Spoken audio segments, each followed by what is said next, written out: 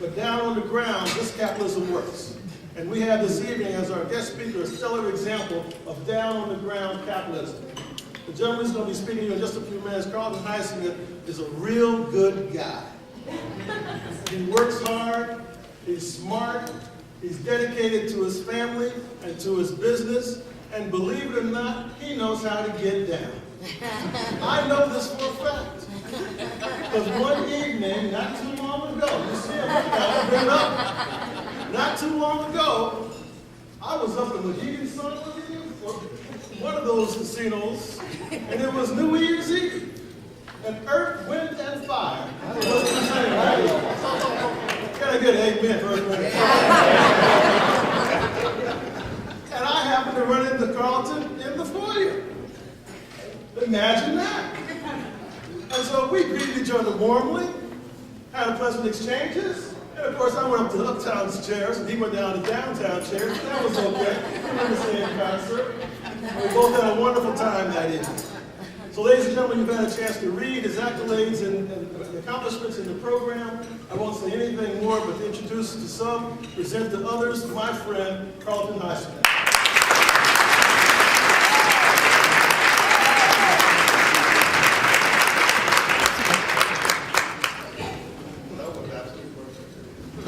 I think my date for that evening arrived a little while ago. She had a class tonight. So, Mrs. Highsmith, would you please stand if you are in the building, if you want.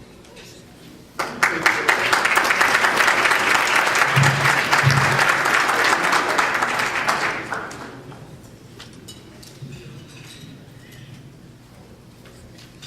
All of the honorees this evening, these are truly pillars of our community, and we encourage you and we continue to support you and really admire the work that you do. So please continue to help our community move forward.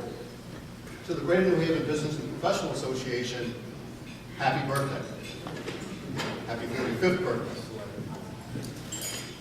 As we're shouting out, I'd like to have my church family, and I see a lot of them in the audience this evening, please stand. We just finished celebrating, as many of you may know, our 190th anniversary, Dixwell UCC. So members of Dixwell UCC, please stand.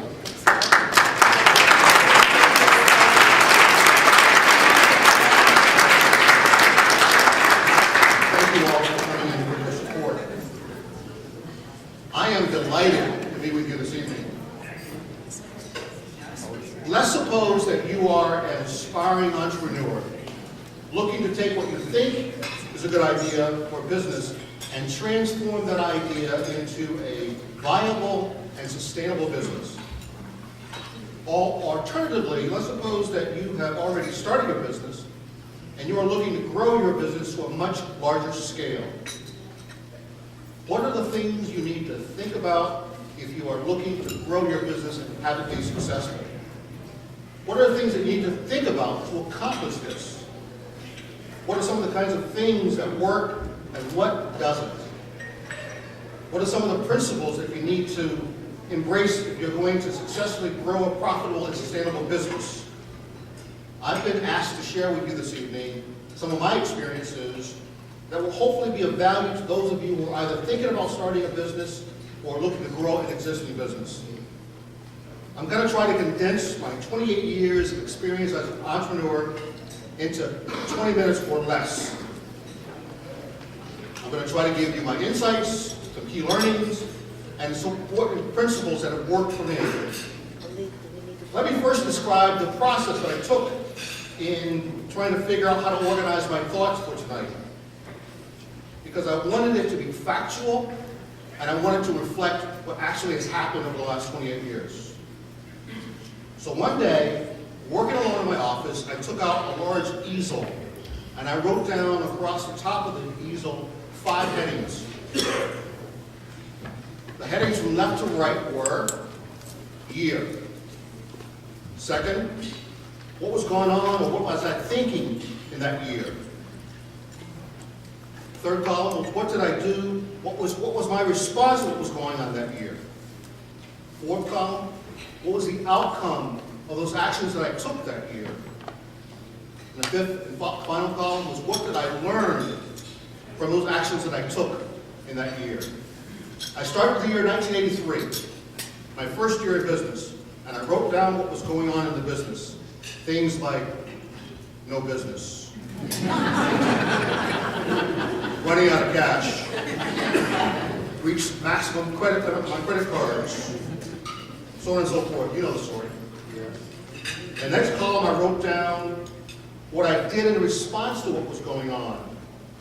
Things like took out a home equity loan, reduced personal living expenses, gave up eating out as much, rented versus bought my first office equipment and computer.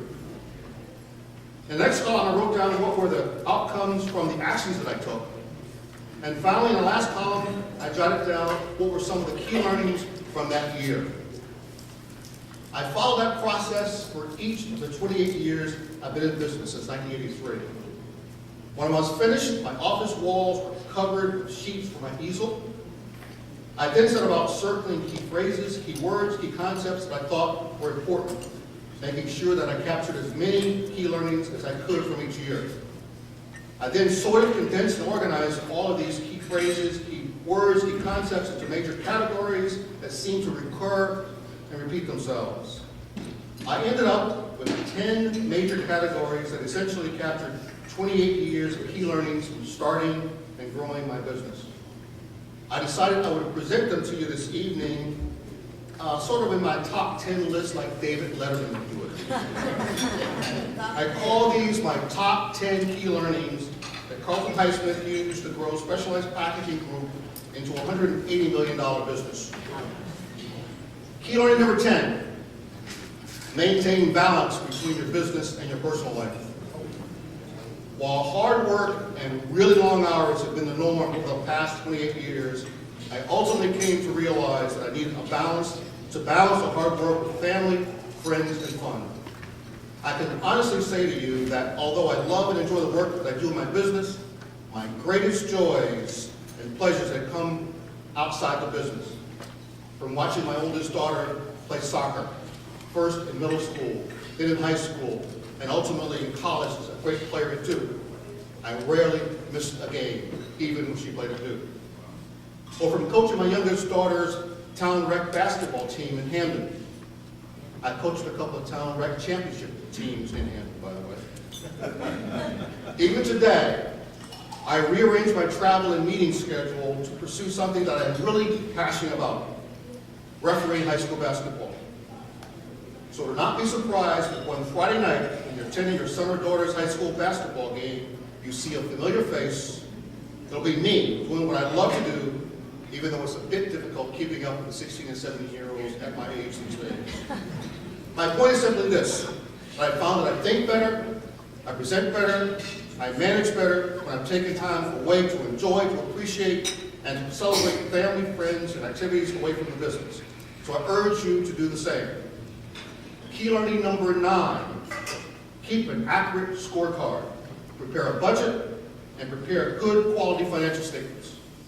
I cannot emphasize enough the importance of preparing and maintaining an accurate scorecard. That scorecard, of course, will be your budget and good quality financial statements. You will not know if you're winning or losing without an accurate scorecard. One of the most significant and most important disciplines that I took away from my 10-year corporate career was the importance of preparing a budget and having good, sound financial reporting systems in place to measure on a routine basis actual performance against that budget. We've always had financial reporting systems that have given us a clear and accurate picture of the performance of our business. With these systems, we've been able to spot trends early and make appropriate tactical and strategic trend changes as required. That doesn't mean that we've always, gotten our money when we've gone to the banks with our quality financial statements, but they've always complimented us on the quality of them. Key learning number 8, figure out how you plan to gain a competitive advantage and to differentiate your business. For me, it was innovation. As a young corporate executive, I learned early on that in order to achieve success in business, you needed to develop and articulate what you plan to do differently from all the others who do what you do. What will differentiate your business? Why should someone buy from you and not the competition? What advantages can you offer that others can't? For me, innovation was a great differentiator. For me, innovation has been the engine that has driven our growth over the last 28 years. It was innovation that won us our first major business award in 1987, and it's innovation today, it's 2010, that continues to win our major business award. 28 years ago, I challenged my large competitor packaging and design firms because I was convinced that consumer and personal care companies like Johnson & Johnson and Procter & Gamble were looking for great, innovative ideas. I sensed a huge unmet need. I also believe that great ideas could come from any place, even from a small startup company operating out of a cramped basement office on Elm Street in New Haven, Connecticut, like mine.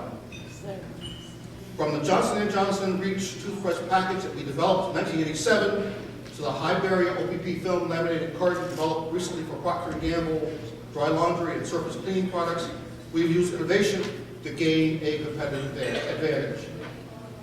In my view, innovation can take many forms, not just product innovation. We've expanded the definition of innovation to include such things as supply chain innovation, where we've begun to dissect and analyze the entire supply chain to look for opportunities for breakthroughs that will deliver greater value for our customers and strengthen our competitive position. For example, in 2001, we built our Gnhbpa, Kansas plant just a few miles from the Clorox Keynote plant in Springville, Kansas. This enabled us to not only save Clorox millions of dollars each year in freight costs, but also enabled us to integrate our planning, forecasting, order entry, and logistics systems with Clorox's to greatly streamline and simplify the supply chain. This supply chain simplification was innovation. It significantly simplified processes in Clorox, and it gave us a competitive advantage. And we've leveraged that competitive advantage to many multi-year contracts with Colgate to supply 100% of their cat litter, Fresh Step, and Scoop Away brands. Innovation has been our great differentiator. What's yours? Key learning number 7, delight the customer. You must really be a fanatic about delivering outstanding customer service. You must be thoroughly committed to delighting your customers. You must make your customer so satisfied with you, the products and services that you supply, that they will have no interest in seeking to do business with anyone but you and your company. Oftentimes, delighting the customer means doing the little things like picking up the customer at the airport or the train station when they're coming to visit you, like having lunch waiting for them if they've traveled through lunch to meet with you. It may mean inviting a customer to dinner if they're staying overnight in your town or city. It could also mean offering them a ride back to the airport or to the train station. Other times, it can mean expending much more effort, like the time I drove 8 hours to a raging snowstorm to deliver prototype samples to Johnson & Johnson in Skillman, New Jersey for brand positioning meeting. Why? Because that's what the customer needed and expected from me. Delivering outstanding customer service is so important to me and has been so vital to our success that today we actually measure customer satisfaction within our company. Not only do we measure it, but we also tie a portion of each employee's annual bonus and incentive compensation directly to our customer satisfaction metric. Key learning number 6, properly plan and prepare for opportunities when they come. When I attended my very first business expo as an entrepreneur in 1983, I didn't just show up. I came with a well thought out plan. You see, the expo was designed to bring together small businesses like mine with large corporations with whom we might do business. I did a lot of advanced work researching what company would be attending. My research revealed that there was really only one company attending that expo who bought what I was selling. That company was Gnhbpa. Remember them? At the time, Gnhbpa was a major consumer products company with owned such brands as Smirnoff Vodka, Pop-Off Vodka, and Ortega Taco. I spent days planning and preparing for that initial encounter with Gnhbpa at that expo. I bought samples of the products, performed store audits, and researched how they were trying to position their brands against their competitors' brands. When I got to that business expo, I was primed and pumped. I came armed with mock-ups, prototypes, and concepts for several of the products that I thought would interest them. And boy, did I get their attention. I guess they had not expected that anyone would expend the time and energy that I had done to understand their business. It flabbergasted them that I had gone so far as to develop innovative and thought-provoking prototypes for several of their product categories. My goal was to dazzle them so that I would get a follow-up meeting with the purchasing and packaging design groups. I accomplished that goal. They actually scheduled a follow-up meeting for me that very afternoon at their Farmington offices. Though I did not win any business from that initial session with Gnhbpa, the director of purchasing was so impressed with the thoughtfulness of our presentation that he gave me something that would ultimately prove to be tremendously more valuable, a referral and an important contact. That contact led to a series of relationships and events that would culminate in my partnering with a very large international printing and packaging company that I would ultimately acquire. But more on relationships later. My point here is that as you approach any business expo or networking event, you should approach it with a plan.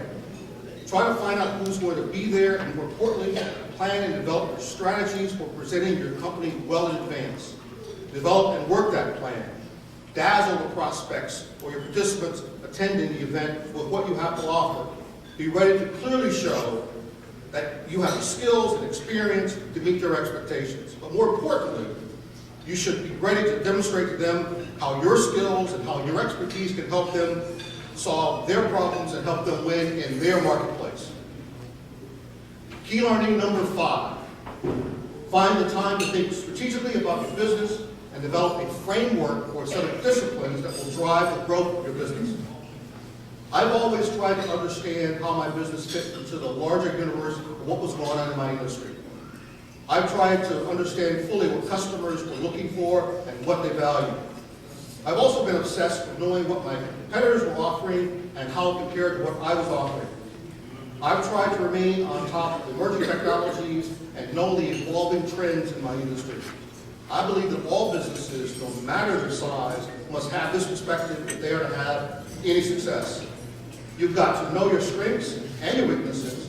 Most importantly, you have to figure out how you're going to leverage your strengths to deliver more value to your customer than your competitor can. That's how you win. Toward that end of thinking strategically about your business, we've developed a business model or set of disciplines that we use that helps us not only to win, but also to keep us focused on the necessary disciplines needed to manage our growing business. We call it our SMART model, which is an acronym for Strategic Marketing and Responsive Teamwork. The principles of SMART enables us to focus on those 4 key disciplines we think are important. The first one would be our SPD, which is our Strategic Business Development Team. And that discipline forces us to think critically about what business and what markets make sense for us, because in reality, not all business is good business. Our second discipline is our PDI, Product Development Innovation. It keeps us focused on innovation. It helps us understand that we should keep it at the forefront because it's going to drive our growth now and into the future. Our third discipline we call PIV, which is Plan, Implement, and Validate. And this is the fully documented Stage 8 process we use because once we win the opportunity, we want to make sure that we can execute with excellence. And finally, we have our WCP, or World Class Performance Discipline. And this discipline fosters a continuous improvement culture within our business that is driven by the harsh reality that there are competitors plotting and planning to take away our business. So to prevent that loss of business, we have to make sure that we're constantly on the lookout for ways to improve all areas of our business and find ways to deliver greater value to our customers and our competitors can. My opinion, this is one of the greatest weaknesses of small startup companies that I've seen across the country. Most small startup business owners leave way too much to chance. They have failed to really sit down and develop a sound business strategy that clearly shows how they plan to win in in their respective marketplace and then manage their growth. Key learning number 4, make critical strategic choices and manage limited resources. This is where the booze start. There will come a point in the time of life in your business when you will attain some level of success. No doubt, many of you business owners in the audience have already reached that point. Others of you are nearing that point. You will start to make money. Some of you will start to make a lot of money. Then come the tough choices. You will then be forced to make choices, critical choices about how you will spend your money. Some will be deciding it's time to buy that new BMW. Some will decide it's time to buy that new larger house, one with maybe a pool and a tennis court. Some will decide perhaps it's time to buy a house in the Cape or a condo in South Beach. Some may decide it's time to give more to your favorite charity or to your church. That's all good. You should enjoy the fruits of your efforts. But don't forget about your business. Understand that you need to reinvest in your business if you want it to be sustainable. You need to invest to position your company for growth. At SPG, we have a long tradition of reinvesting back into our business in such things as new computer systems, management information systems, new printing technologies, employee executive training, development, and other infrastructure. In 1997, a tremendous opportunity presented itself to me that enabled me to transform my package design and engineering business into one of North America's largest paperboard manufacturing companies.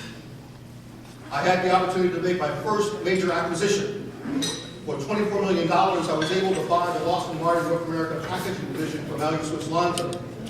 Had I not deferred buying that vacation house in the Cape or that condo in South Beach, I would not have had the $2 million in cash that I would need to close that transaction. I would not have been positioned to take advantage of that incredible opportunity. Remember that your strategic choices become limited if you have not planned for or positioned your company for growth by reinvesting in it. Key learning number 3, have a vision and the courage to see it through. If you're going to be able to grow a successful business, you must somehow be able to see the end from the beginning. That's what having a vision really means, in my opinion. You see, starting and growing a successful business isn't easy and certainly is not for the faint-hearted. It requires you to have a vision of the kind of company you're looking to build and that you persevere. Did I envision 28 years ago growing my business to the size it is today? Of course not. But did I envision someday building a company that was innovative, adaptive, customer-focused, and valued excellence? You're darn right I did. Could I have called it quits at any time during my first 3 years in business? Employees, your suppliers, and your customers will long be remembered. You will ultimately be judged by whether or not you keep your word. That's right, sir. I am not for a moment suggesting that you be acquiescent. Quite the contrary. You ought to approach all negotiations and business dealings with clearly defined needs, goals, and objectives that you should fight tooth and nail for. But once an agreement is reached, you must stick to the terms of the agreement. You should especially remember that your future dealings with banks and lenders in particular will be determined by your past dealings with them and whether or not you have kept your commitments. We work extremely hard to keep every promise that we make. We bend over backwards to honor our commitments. So should you. Key learning number 1. Develop and sustain relationships. There was no more important nor recurring theme that emerged from my 28-year compilation of key learnings than a theme around building and nurturing sustainable relationships. Without question, I could not have grown my company to its current size were it not for the personal and professional relationships that I forged with so many wonderful and incredible people who have been willing to reach out to open doors for me that had historically been closed, return a phone call, agree to meet with me, arrange a meeting with a colleague, provide a recommendation to a colleague, give me frank and honest feedback on my performance and the performance of my company, approve my financing for me.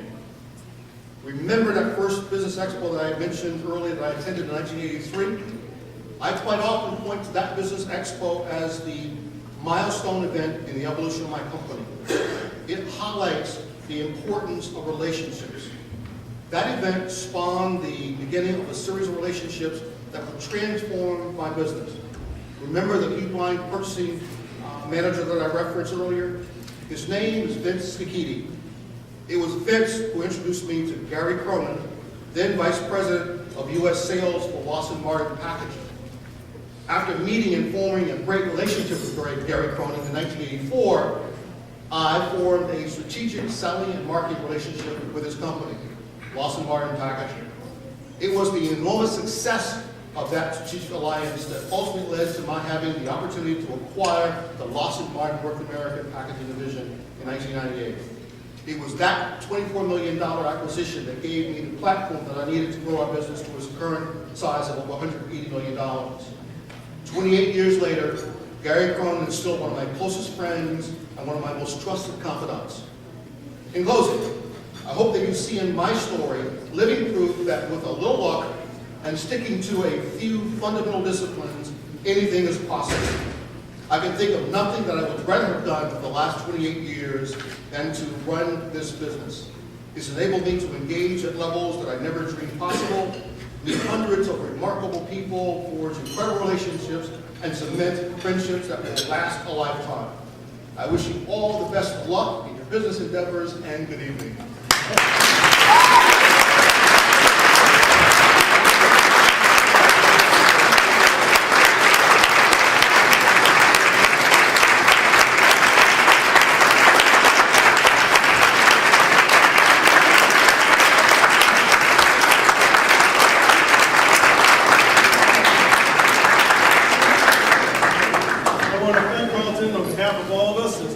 We have a certificate of appreciation, a special congressional recognition presented to Carlton Highsmith in recognition of outstanding and invaluable service to the community, signed March 12, 2010, Congresswoman Rosa DeLauro.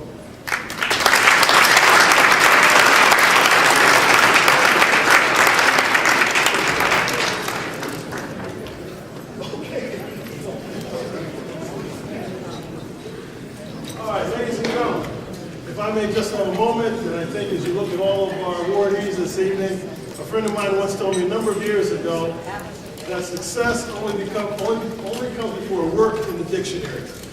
And as you look at the people who have been recognized this evening, you see there's been a lot of work which has contributed to a lot of success. For the young person in the crowd, Carlton Highsmith is real. Yes, come up and touch with him afterwards. Okay, he's a real guy. Okay, all these people are real people.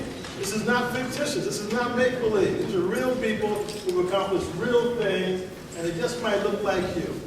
And they might have some hard times, but they persevered. It's called just described in his top 10 items.